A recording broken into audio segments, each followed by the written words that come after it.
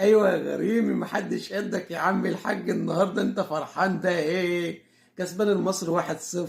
بقالك 4 ماتشات ما كسبتوش، وحتى الماتش اللي قبليه يعني 5 ماتشات انت هو كسبانك 4 وانت متعادل معاه ماتش، فاهم انت؟ ف5 ماتشات انت ما بتكسبوش فكسبته النهارده 1-0، وكمان ايه؟ من غير المدرب جوزيه جوميز اللي هرب اساسا، فانت عندك مشاكل وكسبان المصري.